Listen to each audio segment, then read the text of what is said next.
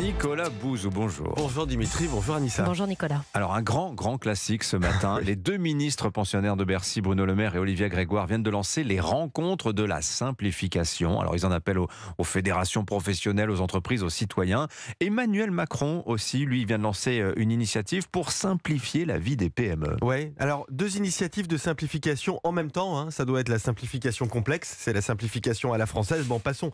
Le président de la République a en effet lancé lui-même avant-hier l'initiative Étincelle, hein, pour faciliter le passage des PME en ETI. Les ETI, ce sont les entreprises de taille intermédiaire, hein, de 250 à 5000 salariés. Il y en a peu en France, hein, environ 5000, c'est la moitié de l'Allemagne. Et donc on en veut plus, hein, pour investir, pour exporter, et on a raison.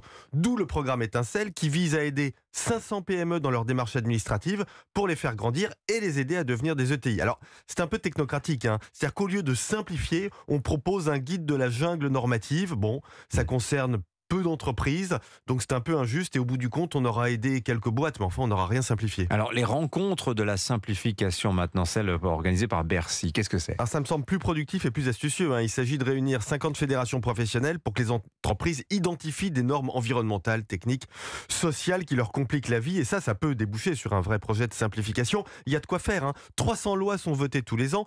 Prenez le code de la construction par exemple, il est passé de 2300 articles à 3800 articles en 20 ans. Il n'est pas étonnant qu'on ait des problèmes pour construire. Bon, mais la vérité, Dimitri, c'est que toutes ces normes qui nous énervent ne sont pas toutes absurdes. Si c'était le cas, elles seraient faciles à supprimer, hein. Il est logique que sur un chantier, il y ait une limite au poids soulevé par les ouvriers ou que les échafaudages répondent à des obligations de sécurité.